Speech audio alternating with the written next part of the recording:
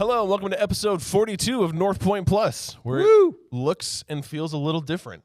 There's two of us. There's two Three of us. Doug's not here. Yeah, none of us spoke on Sunday. Yeah. So today's going to be a little different. So if you were here on Sunday, Doug spoke. Doug did great. Yeah. And while Doug did great, there's stuff that we haven't unpacked yet for the church, stuff that you guys specifically experienced that we thought, this is kind of a good time that we're in this kind of lull. But we've kind of paused the Colossians series because Doug was able to speak on Sunday. And so while we're in this intermediate period of not really going through Colossians, we thought, hey, this would be a good time to debrief this pretty substantive trip that you guys took to Africa. So for those of you that don't know, you guys went to Africa. We did. So, surprise. Yeah. And that was at the end of May, beginning of June, I think, unless May I'm getting that wrong. 27th to June 5. So, let's assume people are in the dark. Why did you guys just vacation together in Africa? Is that why you went? Yeah, Needed a break Jake, from the church? Jake and I wanted to get away. Yeah. Let me just say this: I had planned on kind of incorporating some stuff about Africa in the message yesterday. My brother-in-law died a week ago, and so I ended up in Cincinnati to do his funeral. Oh, there's the camera. I was looking in the wrong place. And so Doug was able to step in, which was great. But it meant that I couldn't talk about our trip. And we talked about it in the elders meeting last week and thought it would just be really good to give you guys kind of a background. So here's the backstory on why we went to why we went to Africa. When I came in 2015, Jeff Kimmy and I made a trip to Ecuador to consider a partnership with Compassion International and Stadia. Stadia is a church planting group here in the United States. To take a look at going to a place where there wasn't a church and that was filled with poverty, and help plant a church there, help make an impact, and help sponsor kids there. And so if you were around back then, we did that. We raised about $40,000 to help plant that church, sponsored about, in total, 110, 125 kids there in Canine in Ecuador. That program with Stadia and Compassion is on pause right now, and because of some stuff that has happened in Ecuador, we're not able to stay in contact with the church there. Stadia came to us and said, would you be interested in maybe doing the same kind of thing in Kenya, in Africa? And gave us the possibility of coming and doing a vision trip like we did to Ecuador in 2015 in Kenya. And so we did. Now, take it from there, Jake. I think then we arrived. I don't know what the next step would be from that one. Okay, I just wanted a break. I felt like I'm talking too long. There are three of us here, but just Rick is talking. Yeah. So talked to the eldership about that, about what that possibility might look like, and made the decision to go ahead and go. The organization that we were doing the vision trip with, that we were looking at the partnership with, that we are looking at a partnership with, is called Missions of Hope International. It's in Kenya. You can look it up on the website. Mary and Wallace. Oh, no, I'm going to let you get this. Mary and Wallace are good people. They are great people. Yeah. So Missions of Hope International, or MOHI, we'll just say MOHI because that's what everybody calls it. Started in the 1990s, and in the early 2000s started to do some expansion. But basically, what they've done is gone to the poor sections. They started in the slums of Nairobi. And Mary was walking in the slums and just said, "Where's the church in making a difference in this place?" And out of that birthed kind of an idea to take these kids who weren't going to school, who didn't have the resources to be able to do that, and to create a school for them. Fast forward now, a whole bunch of years later, and this kind of cut to the chase. They have 32 schools, about 20 churches, about 25,000 kids in those schools, in various parts of Nairobi. There's about 12 or various parts of Kenya. There's about 12 in the slums of Nairobi, in an area that probably has 1 million to 1.5 million people. That are living in the slums. Nairobi's about 4.5 million, and they don't count the people in the slums. They don't census them.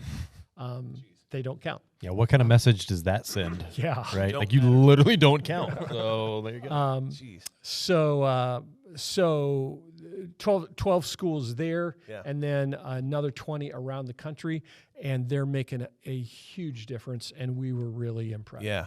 So you spent time there with these organizations. Correct me if I'm wrong. It's Mohi and Stadia that are partnering together within that. Yes, To plant schools and plant churches. Great question. Mohi's focus has really been on education. They actually have 4 pillars as they've fleshed out their mission. Really, they have 4 pillars: education, and that's the schools; spiritual training for the people who are there, and that's the planting of churches; economic. And an economic impact in really poor areas, and they do micro enterprise stuff. We can talk more about that. And medical. And so as a part of their schools, they actually have medical care for the kids who are in the school and for their families. And again, in the slums, that's something that's not there. Yeah. What they really realized was that there was a big breakdown for them in the church impact. Because they had really started focusing on schools, the church piece was kind of coming alongside. Stadia's expertise is in planting churches. And so the partnership with Mohi and Stadia has really been to say, how can we build churches into the mission, into the DNA of it, so that spiritual piece is really impacted in a great way. And they've put together a great plan to help do that. That's great. So, Jake, I'm wondering if you can provide like a mental picture of what these areas look like, because I think when people picture slums in Africa, you kind of get the mental picture that you can get in movies or in TV shows or history books or things like that. But like, what are the living conditions like in the places that you visited? What's that experience for the people that are living there? Yeah, so from just my own personal experience, I've done missions work in the Dominican Republic in poverty-stricken areas. I've done missions work in China in poverty-stricken areas, in Hong Kong, and seen all of those kinds of things. This was similar but very different in a lot of ways. So in Nairobi itself, when they're in the slums, they're literally going down to economically the poorest of the poor. They're looking the floor of the economy in a lot of ways, and they're bringing hope. That's why their mission of hope. And to say, in a house, we had the opportunity, we went with what they consider to be social workers and just kind of walked through the slums areas. So the school is literally right there in the slums. So you walk out the door, you go across the street, and boom, there you are. This is a neighborhood. They are little metal, what kind of metal is that? Tin, yeah, just like 10 houses that are a part of it. And if you were to walk into one of these, which we had the opportunity to meet a family and walk in our different groups, and they were probably 10 foot long, maybe, bed on left, bed on right, and then about a foot aisle between the two of them that you could be a part of. And then it had like a little burner where you could cook on. Clothes and everything else would hang up above you. Wow. And in that area, so you're talking maybe a 10-foot room by about a 7-foot room or so, give or take. And that's the house. That's the house. That's the house, that you've got 5, 6, 7 people living in. Wow. And so like when I first saw that and looked at the community, I thought, man, they've got a really large homeless community around here. Yeah. And then we're talking with people in the organization, and they pay rent to live in there. The 10x7. Yeah, they pay rent to live there, and then to use the bathroom, there's a community bathroom that you would walk out and you would pay equivalent of like a quarter or so to be able to use. That this entire thing, that 1,000 people, probably more than that. Yeah, would share this one bathroom. That it's like going to, you go to like the parks, you go to like Riverfront Park down here in DeWitt. It's got that little bathroom area. Yeah. That's right there. It's like that. That's the bathroom kind of thing. And you have to pay to be able to use that. And then outside of all of the houses are people that are maybe trying to sell food, trying to sell some goods in these little makeshift shops that they've kind of put up and things like that. Yeah. So like economically, it is heartbreaking to watch. Yeah. What's amazing though, the love and pride that they have in their neighborhood and their community. So like, it's not uncommon in America for us not to know all of our neighbors or even a neighbor at times, right? Yeah. And that's not this. They are all in this together. We heard stories of people that would pull their money together and they would say, hey, cool, all of our money combined, we're going to do this every day. On Tuesday, your family, Mark, you get to buy groceries. Thursday, Rick's going to buy groceries. Saturday, I'm going to buy groceries. And our families are just going to pull it together and we're just going to take care of one another. So while the means were low, the compassion, the heart, the care in that community, and that's their community, was incredibly high. Yeah. And then to see Mohi come in and be a part of that, like the amount of pride that they had for people coming in and saying, we want to love and care and provide for and help your children, help them in their health, help them in their education, help them in their spiritual walk, like all of these things that could be there. And then we'll get into this, but what was even amazing is they go to the next level by providing opportunities to make money. Yeah.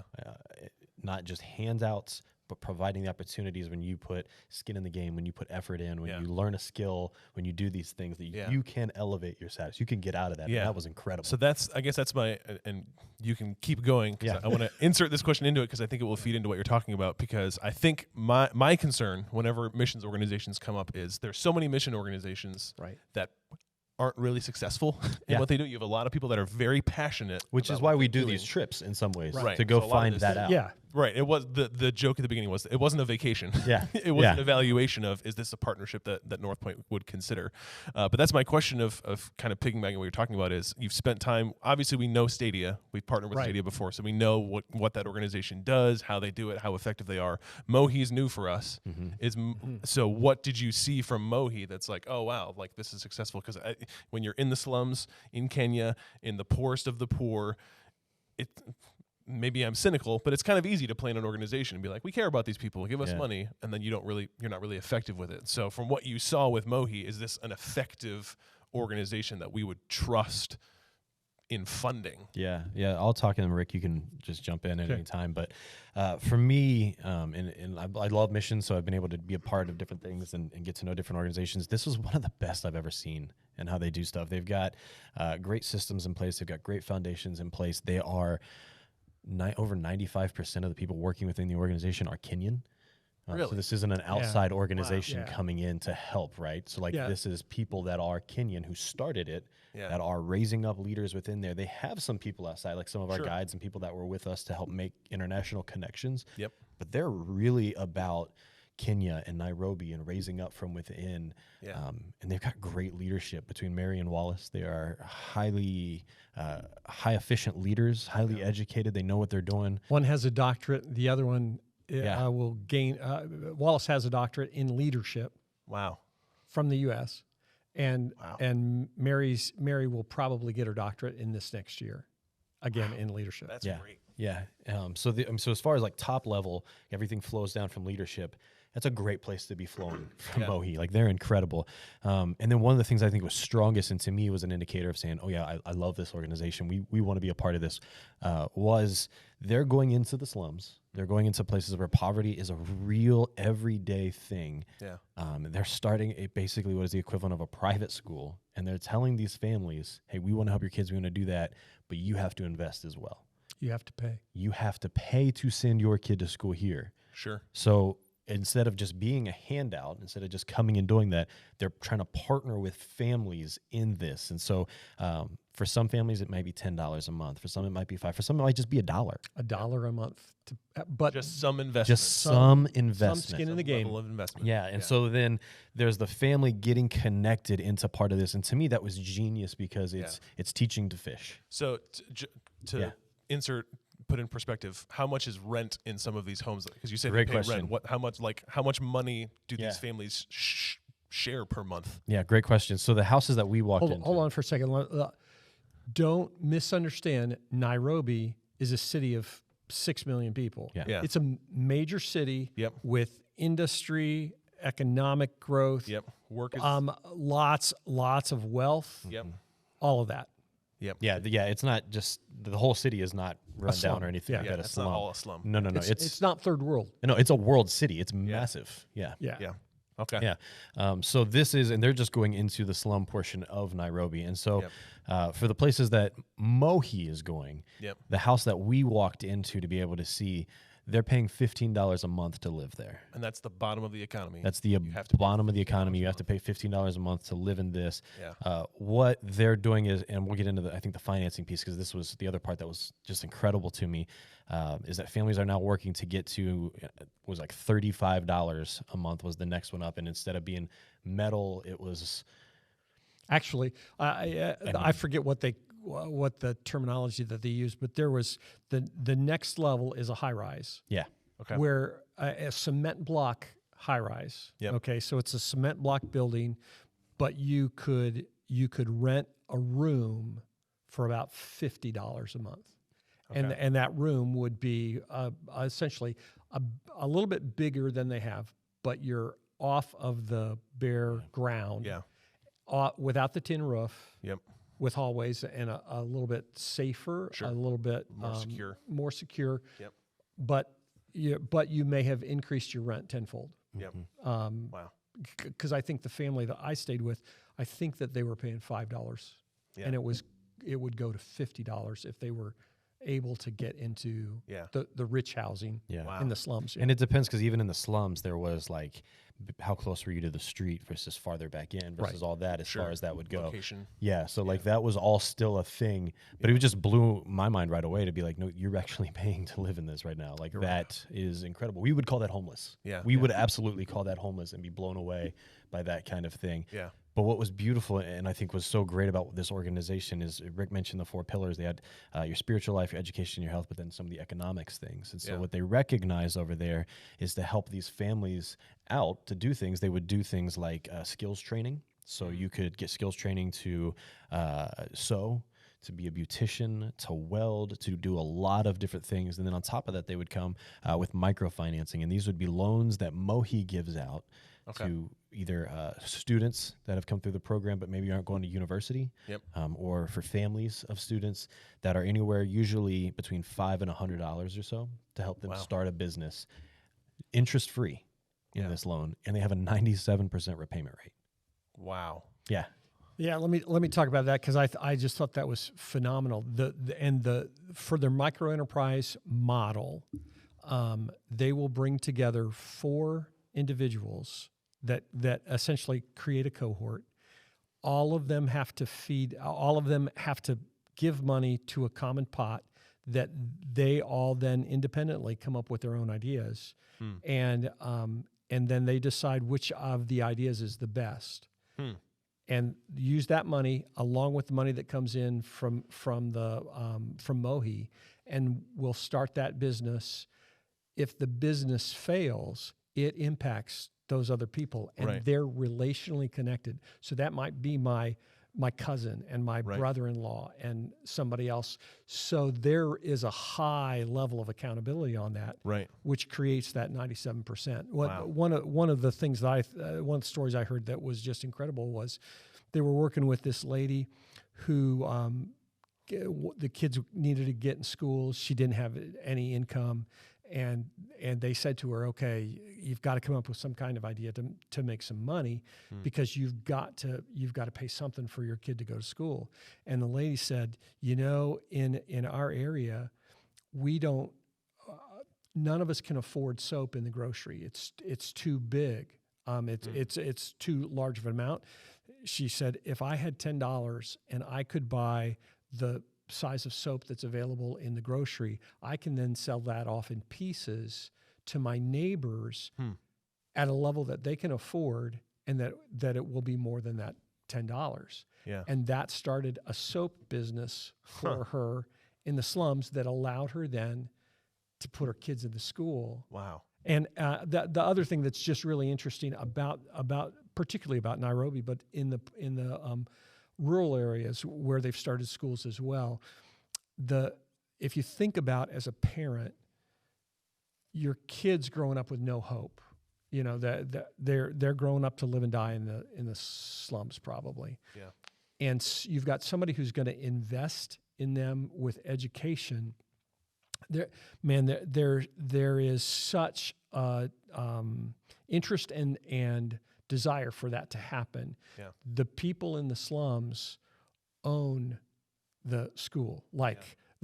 Mary and the crew walk through those streets, Yeah. and it's like rock star. Yeah. Because they are so aware of the difference that's being made in the kids and the families that are around there. So that was going to be my next question: is the reputation of the school? The cynical American in me thinks, it's easy to sell a vision to an American that doesn't live in that area.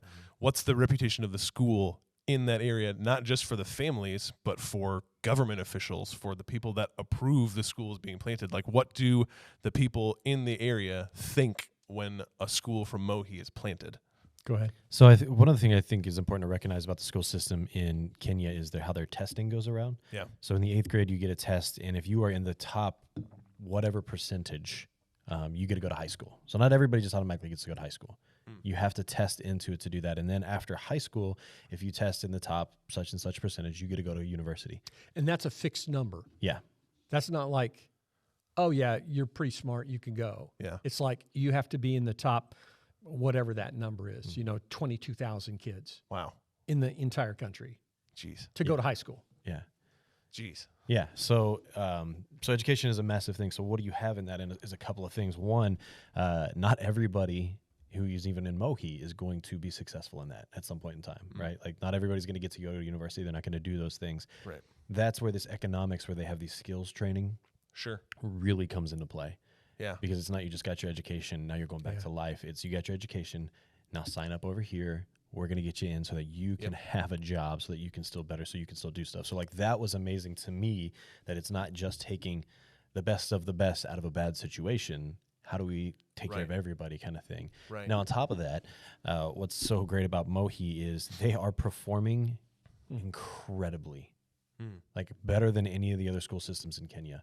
They're blowing people away in a lot of this, so much so that their teachers are highly sought after. So if you have on your resume that you taught at Mohi and you sign up and you try to go to the public school system in Kenya, you're hired on the spot.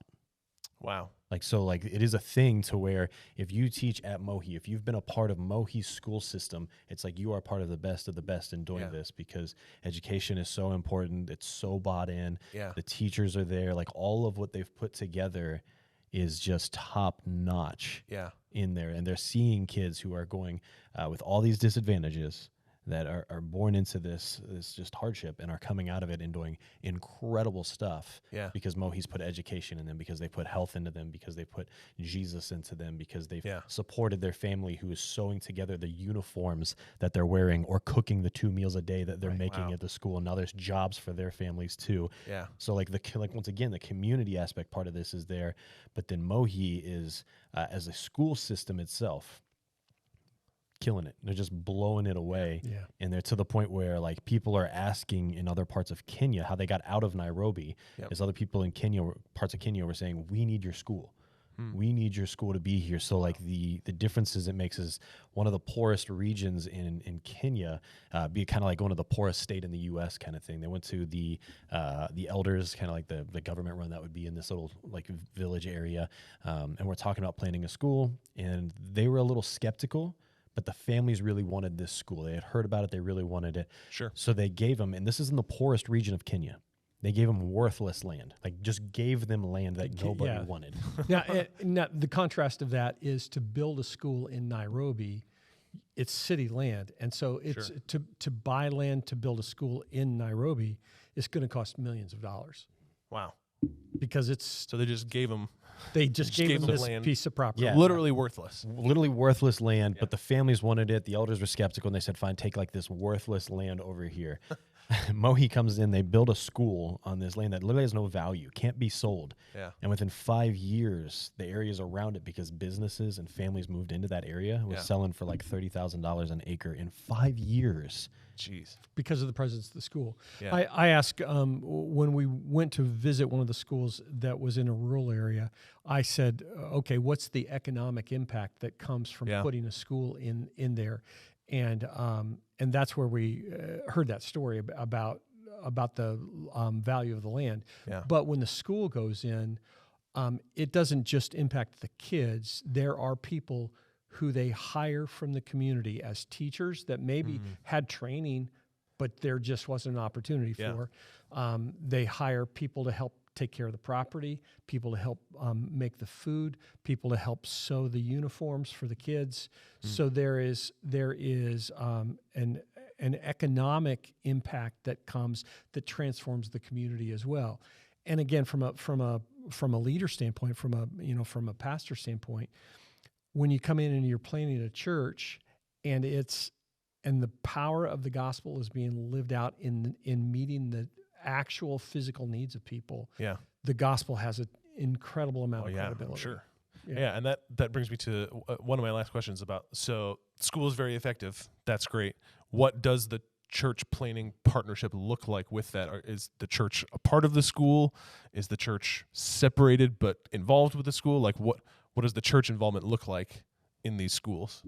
The model that they have is that when they build the school, one of the first buildings that they build is a space for the church.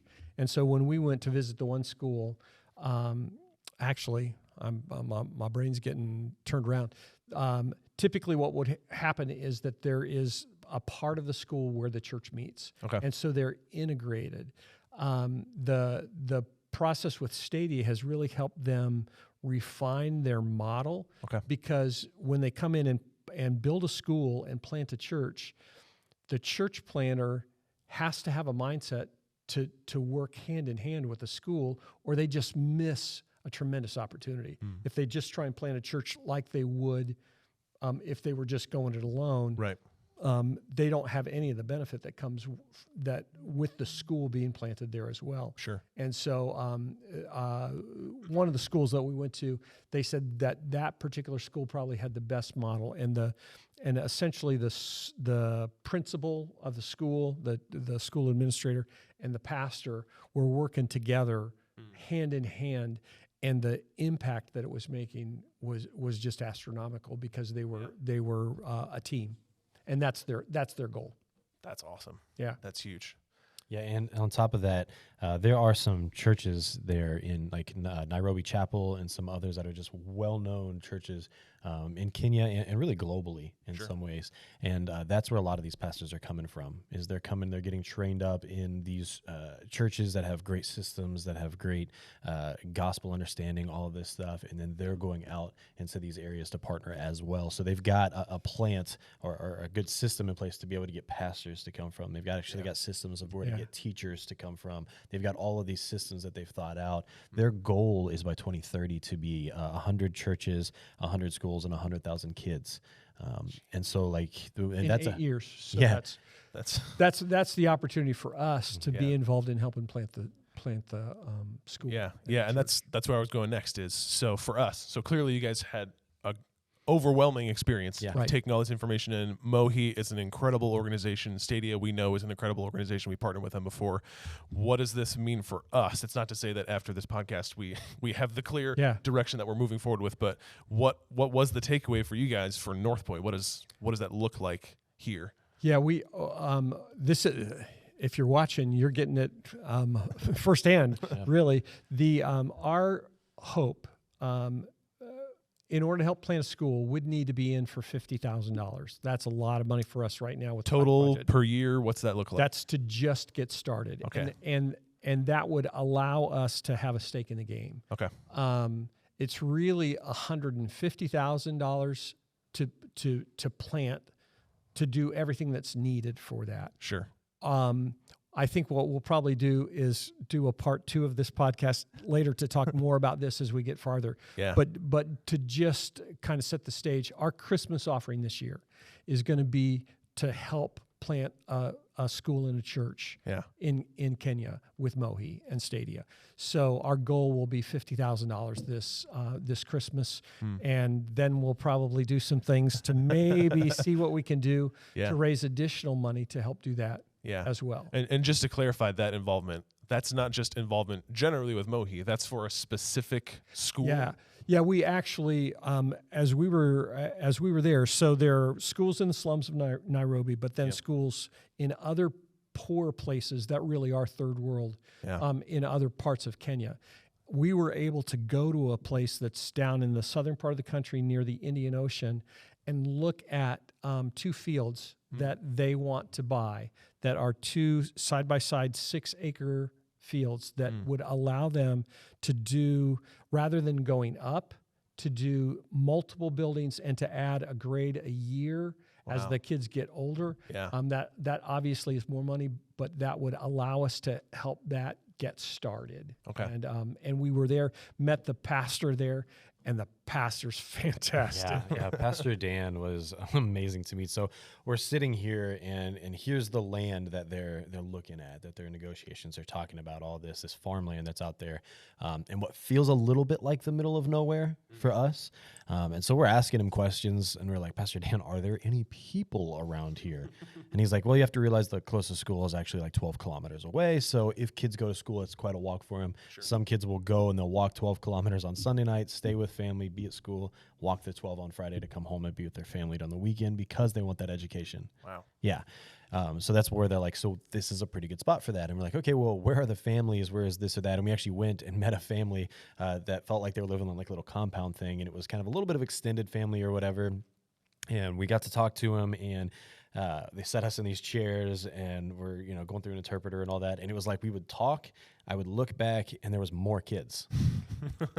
They would talk, I would look back, and there was more. I look over, and there's 50 kids at one point in time. Wow. That they just wanted to come see and be a part of us. And 2 things on top of that I think are really important. Number one, that was humbling for us. Yeah. Because we're like, who are we? We're not even bringing anything, but you've wanted us to come and meet this family. Like, we feel a little foolish here. Yeah. And they said, no, you have to understand, you're an international guest that's coming in, that when we tell them schools are coming, church is coming, healthcare is coming, economics are going to improve, life is going to get better, and we're trying to give them that hope. When you come, they believe us more.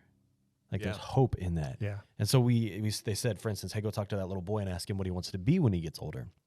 And so we were asking him and all that. And, a lot of what's around that area was fishing. So you're thinking that, and most people would have said fisherman or that kind of thing. And we asked him, and he says, I want to be a surveyor. We're like, do you guys have like a surveying school that you haven't told us about? They're like, no, we had another trip where somebody came down, and one of the guys that was a part of the trip was talking with this little boy, and the little boy asked him what he does. And the man said that he was a surveyor, and now this little boy wants to grow up and be like him. And there's hope in that. Yeah. If you can imagine a family that has lived their life with the belief that they don't matter. Yeah. Literally. Yeah, you're nobody not counted. nobody cares about them.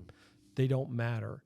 And what they said to us was, your presence here says to this family, we matter. These people came from another part of the world to see us. Yeah. We matter, which was incredibly cool. Yeah. Because one of the values for us, one of the things that we had hoped with Ecuador that just is not happening right now, is to be able to have a continued relationship with the church that we help plant and kids that we sponsor. And Mohi thrives on continued interaction with churches in the U.S. that may help do that. They want us to come. They want us to come multiple times a year and to bring people for all kinds of things. And so that to me is just really, really appealing. Yeah. And one of the things that's happened with Mohi is it has spawned relationships and partnerships with other kind of organizations that have said, oh man, there's this tremendous need for fire safety and fire training in Nairobi, city of 6 million people, whatever, that had 4 fire stations. And so an organization came out of Mohi called Africa Fire Mission that takes firefighters from the U.S., takes them to Kenya to help train them and prepare them for both fire prevention and fire treatment kind of stuff. So, so as we look forward, there are 2 things really that we're moving towards. One is Christmas offering. Our goal will be to raise $50,000 or more to help that. And then we'll do a child sponsorship program where we'll invite families to have an opportunity to sponsor a kid in Kenya for $38 a month, which is that's the same amount that we've done with Compassion.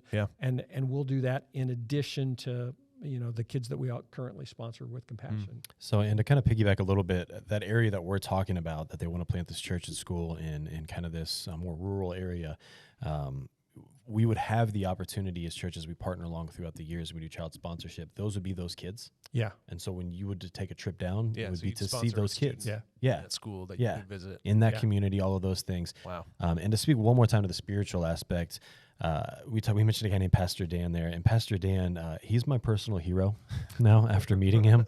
I want to be like Pastor Dan. So what he does is he walks about 12 kilometers a day to build the church. Because they don't have a place that they're meeting, he goes to one house, connects with the family there, talks to them about Jesus and the Bible, the gospel, and they kind of walk to the next house about another kilometer away. They then stop at that house. They go home. He picks up another family, and he does it again. About 12 times a day, about 12 kilometers a day that he's walking and having these conversations with these The gospel on the families. go. Which is kind of what Jesus did. Yeah. Yeah. So then, our intelligent group is feeling this. And so somebody asked him the question. They said, Pastor Dan, like, how can we pray for you, man? What can we do for you? What can we pray for you?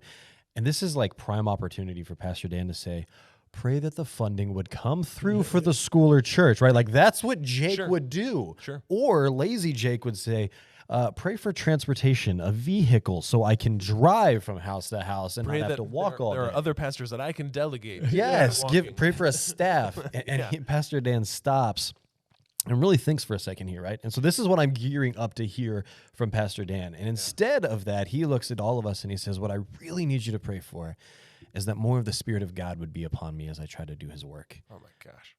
And at that point in time, not only did he become my hero, but I realized what a terrible pastor I am in the presence of Pastor Dan. Yeah. Because he is building his church. He is doing ministry. He is loving on people. He is making a difference. He's furthering the gospel and helping people move towards a life fully devoted to Jesus. And it, by whatever means necessary, whatever he's got to do to be able to do it. And if that means he doesn't have a building for however long, he doesn't have a building to meet in, he's going to walk house to house and do it joyfully. And he wants you to pray for more of the Spirit.